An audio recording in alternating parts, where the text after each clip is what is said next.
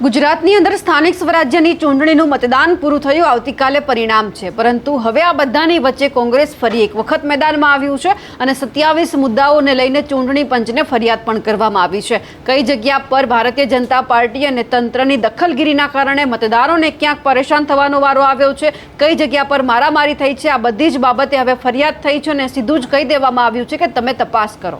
નમસ્કાર, આપ જોઈ રહ્યા છો નિર્ભય ન્યૂઝ અને હું છું આપની સાથે રિદ્ધિ। ગુજરાતની અંદર સ્થાનિક સ્વરાજ્યની ચૂંટણીનું મતદાન પૂરું થયું। હવે આવતીકાલે મતગણતરીનો દિવસ છે, એટલે કે હવે કાલે પરિણામ ખબર પડી જશે કે આ વખતે કોંગ્રેસ, ભાજપ અને આમ આદમી પાર્ટીએ કેટલી મહેનત કરી છે, કેટલી બેઠક ઉપર તેઓ આ વખતે વિજેતા બનવાની છે। પરંતુ આ બધાની વચ્ચે જ્યારે આપણે જોઈ રહ્યા હતા કે 15 મહાનગરપાલિકા, 84 નગરપાલિકા, 34 જિલ્લા પંચાયત અને 260 તાલુકા પંચાયતની ચૂંટણી માટે મતદાન થયું હતું। જો કે ઉમેદવારી ફોર્મ ભરવાથી લઈને મતદાન પ્રક્રિયા પૂર્ણ થઈ ત્યાં સુધી ભાજપ દ્વારા પોલીસ અને તંત્રનો ખૂબ દુરુપયોગ કરવામાં આવ્યો અને ઉમેદવારોને ધાક ધમકી આપવાથી લઈને ગુંડાગર્દી કરવામાં આવી હોવાનો આક્ષેપ પણ ભાજપ અને પોલીસ પર લગાવવામાં આવ્યો છે। જો કે અલગ અલગ 27 મુદ્દાને લઈને કોંગ્રેસ દ્વારા ચૂંટણી પંચને ફરિયાદ પણ કરવામાં આવી છે અને ચૂંટણી પંચ કડક કાર્યવાહી કરે તેવી માંગ પણ કરવામાં આવી છે। મુદ્દો પહેલો એ છે કે વર્તમાન સ્થાનિક સ્વરાજ્યની ચૂંટણીના પ્રચારમાં ગુજરાત સરકારના જે મંત્રી છે સંજયસિંહ મહિડા, એમના ધમકીભર્યા નિવેદન પર જે કાયદાકીય કાર્યવાહી છે તે કરવામાં આવે। રાજ્યના મુખ્યમંત્રી ભૂપેન્દ્ર પટેલની ભાજપાને મત આપવાની અપીલ બાબતે ફરિયાદ પણ કરવામાં આવે। વસ્ત્રાપુરમાં મતદાન મથકના 100 મીટરની અંદર ટેબલ બૂથ લગાવી આચારસંહિતાનો ક્યાંક અમલ નથી થયો તેમની પણ તપાસ કરવામાં આવે। ખોખરા, મહેમદાવાદ અને બોડકદેવમાં અચાનક બૂથ બદલી મતદારોને હેરાન કરવા બાબતે કાર્યવાહી કરવામાં આવે। મકતપુરામાં જે બૂથ કેપ્ચરિંગ થયું છે તેમની તપાસ કરવામાં આવે। ઘાટલોડિયામાં કોંગ્રેસ પાર્ટીના ઉમેદવારના મુખ્ય એજન્ટ પર હુમલો કરવામાં આવ્યો છે, એમની પણ તપાસ કરવામાં આવે। ચાંદખેડામાં મતદાન મથકે આપેલ મતદાર યાદીમાં ખોટી રીતે ડિલીટના સિક્કા મારેલ છે તે બાબતે પણ તપાસ થાય। પાલડીના બૂથ નંબર 21, 28, 29માં 10 નંબરનું બટન દબાતું નથી, જે અંગેની ફરિયાદ કરવામાં આવી હતી, તેમાં પણ તપાસ કરવામાં આવે। અમદાવાદ મહાનગરપાલિકા વોર્ડ અમરાઈવાડીમાં મતદારોને મતદાન મથક ન મળવા અંગે પણ તપાસ કરવામાં આવે। ખોખરામાં બોગસ મતદાન સામે કાર્યવાહી કરવામાં આવે। મકતપુરામાં અસામાજિક તત્વો સામે કાર્યવાહી કરવામાં આવે। સાંતેજ પીઆઈ દ્વારા કોંગ્રેસ પક્ષના કલોલ તાલુકાના કોંગ્રેસ પ્રમુખને સવારે 11 વાગે ઉપાડીને ક્યાંક લઈ ગયા છે તે બાબતે પણ તપાસ કરવામાં આવે। આ સાથે જ નડિયાદ મહાનગરપાલિકાની ચૂંટણીમાં બાસુંદીવાલા હાઈસ્કૂલના બૂથ પર ધારાસભ્ય પંકજ દેસાઈની લુખાગીરી બાબતે પણ તપાસ થાય। સાબરમતી વોર્ડ નંબર 4માં મતદાન ન કરવા દેવા અંગે પણ ફરિયાદ કરવામાં આવી છે। સુરત વોર્ડ નંબર 19ના કોંગ્રેસના ઉમેદવાર અને તેમના એજન્ટને ગેરકાયદેસર રીતે અટકાયત કરવામાં આવી તે બાબતે પણ તપાસ થવી જોઈએ। માળિયા મિયાણાના મેઘપર ગામમાં ભાજપના અસામાજિક તત્વો દ્વારા મતદાન મથકને કબજે કરવાની આશંકા સામે આવી હતી, એ બાબતે પણ તપાસ થાય। આ સાથે જ અમદાવાદના ગોતા વોર્ડ નંબર 1ના સત્યમ વિસ્ટામાં ભાજપની અસામાજિક પ્રવૃત્તિ બાબતે તપાસ કરવામાં આવે। સરખેજ વોર્ડના બૂથ નંબર 69, 70, 71, 72માં અસામાજિક તત્વો સામે પણ ફરિયાદ કરો। વાંકાનેરના પીઆઈ આરપી જાડેજાની ભાજપ પ્રત્યેની વફાદારી બાબતે પણ તપાસ થાય। સરખેજ વોર્ડ 33ના બૂથ નંબર 73, 74, 75માં સામાજિક તત્વો સામે પણ ફરિયાદ કરવામાં આવે। અમદાવાદના વોર્ડ વાસણાના જીબી શાહ કોમર્સ કોલેજના બૂથમાં કોંગ્રેસ પક્ષના ઉમેદવારોના નિશાન પંજાનું બટન દબાતું નથી, તે જ્યારે જે ફરિયાદ નોંધવામાં આવી હતી તેમને લઈને પણ ક્યાંક તપાસ થવી જોઈએ। સિદ્ધપુરના ચોરા અને એડનવાલા સ્કૂલના બૂથો પર થતી ગેરકાયદેસર પ્રવૃત્તિઓને અટકાવવા માટે જે પગલાં લેવાના હતા તે હજુ સુધી નથી લેવાયા, તો હવે ચૂંટણી પંચ આમાં શું કરશે તેમને લઈને પણ સવાલ કરવામાં આવ્યો છે। વાઘોડિયા તાલુકાના વ્યારા ગામમાં મતદારોને પ્રભાવિત કરવા માટે દારૂની ગેરકાયદેસર વહેંચણી અંગે તાત્કાલિક કાર્યવાહી કરવામાં આવે। અને કરમસદ આણંદ મહાનગરપાલિકા વોર્ડ નંબર 13 જે કોંગ્રેસ પક્ષના ઉમેદવાર ઉપર ખૂની હુમલો કરવામાં આવ્યો છે તે બાબતે પણ તપાસ થાય। હજુ આના જેવી લગભગ 3 થી 4 એવી જે એમણે ચૂંટણી પંચમાં ફરિયાદ કરી છે મુદ્દાને લઈને, તે પણ હવે કોંગ્રેસ દ્વારા કહેવામાં આવી રહ્યું છે। પણ સવાલ એ થઈ રહ્યો છે કે જ્યારે મતદાન પૂરું થયું એ પછી સાંજના સમયે કોંગ્રેસને જ કેમ આ બધું યાદ આવ્યું, જ્યારે આ બધું થઈ રહ્યું હતું ત્યારે કોંગ્રેસ કેમ એક્ટિવ જોવા ન મળી। હા, મારામારીના દ્રશ્ય આપણે જોયા કે ભારતીય જનતા પાર્ટી અને કોંગ્રેસના કાર્યકર્તાઓ વચ્ચે મારામારી થઈ હતી, પરંતુ જે સમયે આ બધું બન્યું ત્યારે જ કેમ કોંગ્રેસે સ્ટેન્ડ ન લીધો? મતદાન પૂરું થયું એ પછી તેઓ રાહ જોઈ રહ્યા હતા, પરંતુ આપણને પણ ખબર છે કે ચૂંટણી પંચમાં ફરિયાદ કરવામાં આવે છે તો એમનું નિવારણ આવે છે ખરું? હજુ પણ ઘણી બધી એવી ફરિયાદો હશે જે કોંગ્રેસ દ્વારા કરવામાં આવી હશે એમનું પણ ક્યાંક નિવારણ નહીં આવ્યું હોય, એટલે સવાલ એ થઈ રહ્યો છે કે કોંગ્રેસ જાગે છે પણ ખૂબ મોડી જાગે છે અને પછી એમનો કોઈ જ ફાયદો રહેતો નથી અને પછી ક્યાંક ફાયદો કોંગ્રેસ જે ભાજપ અને આમ આદમી પાર્ટી છે એમને ક્યાંક થતો હોય છે, કારણ કે ફરિયાદ તો ચોક્કસથી કરવામાં આવી છે. જો ધ્યાન આપવામાં ન આવે તો પછી જે મુદ્દા છે બધા એમના જ ભૂતકાળના મુદ્દા બની જવાના છે. આ બધાની વચ્ચે અમિત ચાવડા શું કહી રહ્યા છે તે પણ સાંભળીએ. માટેના મતદાન અંગે ગુજરાત પ્રદેશ કોંગ્રેસ સમિતિના સન્માનિત છે. આજની આ પત્રકાર પરિષદમાં ગુજરાત પ્રદેશ કોંગ્રેસ સમિતિના લીગલ સેલના કન્વીનર, ગુજરાત હાઈકોર્ટના સન્માનીય એડવોકેટ શ્રી નિકુંજભાઈ બલર, દિલીપભાઈ પટેલ અને શુક્લાજી ઉપસ્થિત છે, જેમને સમગ્ર દિવસ દરમિયાન પણ પક્ષને આખી પ્રક્રિયામાં જેઓ જોડાયેલા રહ્યા હતા ત્યાં સુધીની આખી ચૂંટણીમાં હું વિનંતી કરું સન્માનીય અમિતભાઈ ચાવડાને તેઓ આપણી સાથે વાતચીત.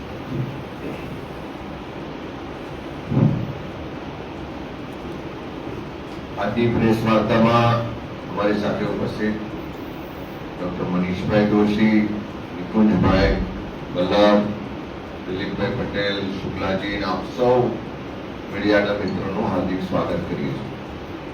લોકશાહીના મહાપર્વ રૂપી સ્થાનિક સ્વરાજની ચૂંટણીઓમાં ઉત્સાહભેર ભાગ લઈ મતદાન કરવા બદલ ગુજરાતના તમામ મતદાર ભાઈઓ બહેનોનો ખૂબ ખૂબ આભાર માનું છું અને સાથે સાથે ભારતીય જનતા પાર્ટીના તમામ કાવા દાવા, સામ દામ દંડ ભેદની નીતિ, દાગ ધમકીઓ, ગુંડાગર્દી, તમામ અનૈતિક કૃત્યો અને ગેરબંધારણીય રીતે જે પ્રક્રિયાઓ કરવામાં આવી એની સામે મક્કમતાથી એક યોદ્ધા તરીકે લડવા માટે મેદાનમાં ઉતરેલ અમારા તમામ કોંગ્રેસ પક્ષના ઉમેદવારો, અમારા તમામ કાર્યકરો અને આગેવાનોને પણ ખૂબ ખૂબ અભિનંદન આપું છું.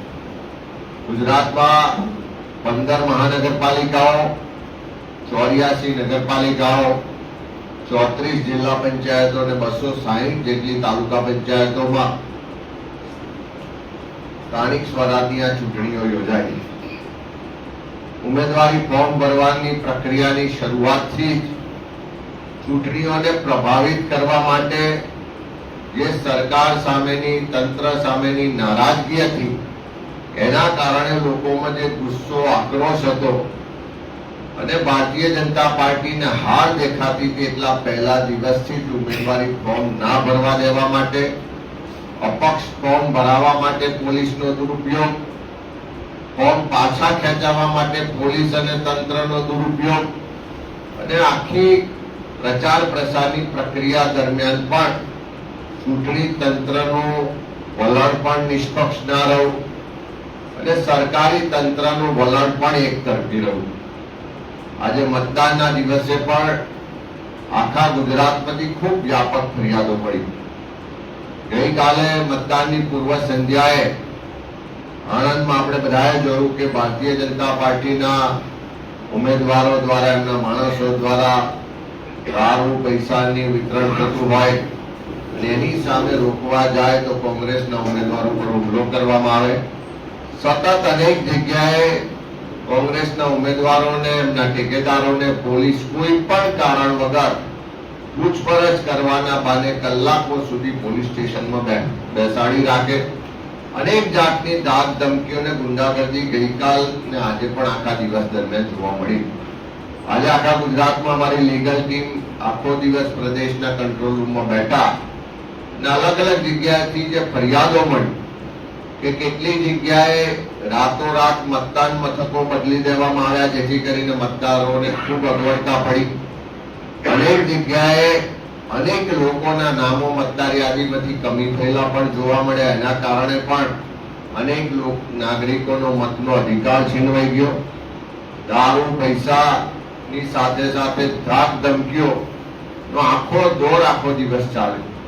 અમદાવાદમાં દેશના ગૃહમંત્રી અમિત શાહના મતક્ષેત્રમાં સરખેજમાં ગુંડાઓ ખુલ્લેઆમ કોંગ્રેસના ટેબલોની તોડફોડ કરે, મતદાર યાદીઓ ફાડી નાખવામાં આવે, ધાક ધમકીઓ આપવામાં આવે. અનેક જગ્યાએ પોલીસના અધિકારીઓ વારંવાર એમના નામ જોગ ફરિયાદ કરવા છતાં પણ ભારતીય જનતા પાર્ટીનો ખેસ પહેર્યો હોય એવી રીતે કાર્યકર તરીકે કામ કરતા હોય એમનું એવું વલણ જોવા મળ્યું. અને આખા દિવસ દરમિયાન વ્યાપક ફરિયાદો લેખિત સ્વરૂપે પણ ચૂંટણી પંચમાં આપવામાં આવી છે. પણ ખાસ કરીને આખી આ પ્રક્રિયામાં એક બાજુ ખૂબ ગરમી હોવા છતાં પણ ગ્રામ્ય વિસ્તારમાં લગભગ એવરેજ 60% વધારે મતદાન થયું છે. શહેરી વિસ્તારમાં પણ 50% વધારે મતદાન થયું છે. એવા તબક્કામાં લોકશાહીના મહાપર્વ રૂપી સ્થાનિક સ્વરાજની ચૂંટણીઓમાં ઉત્સાહભેર ભાગ લેનાર ગુજરાતના તમામ મતદાર ભાઈઓ બહેનોનો પ્રદેશ કોંગ્રેસ સમિતિ તરફથી આભાર માનું છું કે તમારા બધાનો સહયોગ રહ્યો, તમારા બધાના આશીર્વાદ કોંગ્રેસના ઉમેદવારોને મળ્યા અને સાથે સાથે આ કપરા સમયમાં સરકારની જોહુકમી, તાનાશાહી, ધાકધમકીઓ, ગુંડાગર્દી અને તમામ જાતના કાવાદાઓ સામે મક્કમતાથી એક રાહુલજીના બબ્બર શેરની જેમ ચૂંટણીના મેદાનમાં લડેલા તમામ ઉમેદવારો, અમારા કાર્યકરો, આગેવાનોને પણ અભિનંદન આપું છું કે આ લોકશાહી બચાવવાની લડાઈ છે, આ સંવિધાન બચાવવાની લડાઈ છે, આ ગુજરાતની અસ્મિતા માટે આપ સૌ મેદાનમાં ઉતર્યા અને ગુજરાતના લોકોના ભવિષ્ય માટે એના હક અધિકારની લડાઈમાં મજબૂતાઈથી લડ્યા તેવા તમામ કાર્યકર ઉમેદવારોને પણ ફરીથી અભિનંદન આપું છું. અને ખાસ કરીને ગુજરાતના મતદારોનો આભાર માનું કે આખી પ્રક્રિયામાં કોંગ્રેસ પાર્ટીને સમર્થન કર્યું, આશીર્વાદ મળ્યા અને આવનારા દિવસમાં પણ જે ગુજરાતમાં પરિવર્તન માટે આપ સૌએ મતદાન કર્યું છે એ નવી દિશા ગુજરાતને આપશે. જે આંકડાઓ સામે આવી રહ્યા છે એનાથી આપણે શું કઈ લાગતું છે? વલણ કોંગ્રેસ તરફથી આપણું શું કઈ નથી? ગત ચૂંટણીઓની સરખામણીમાં મતદાનમાં વધારો થયો છે. સાથે સાથે ગ્રામ્ય વિસ્તારમાં પણ મતદાનમાં ખૂબ સારો વધારો થયો છે. એવા સંજોગોમાં આખા ગુજરાતનો જે માહોલ હતો પરિવર્તન માટે, એ જનાક્રોશ યાત્રાથી પણ લોકો ખુલીને સરકારની જે નિષ્ફળતાઓ છે, ભ્રષ્ટાચાર છે, ગેરવહીવટ છે એની સામે અવાજ ઉઠાવતા થયા હતા. મતદાનની આખી પ્રક્રિયા દરમિયાન પણ જોર જુલમ, અત્યાચાર થયો, દાદાગીરી થઈ, અનેક જાતની લોભ લાલચો અને દબાણ થયા. તેમ છતાં એનાથી કોઈ પણ રીતે ડગ્યા કે ડર્યા વગર મતદારોએ જે ખુલીને બહાર આવીને મતદાન કર્યું છે એ જોતા હું સ્પષ્ટ માનું છું કે આ મતદાન સરકારની અને વહીવટની વિરુદ્ધમાં થયેલું મતદાન છે. પરિવર્તનની જે લહેર હતી એ લહેરરૂપી મતદાન છે.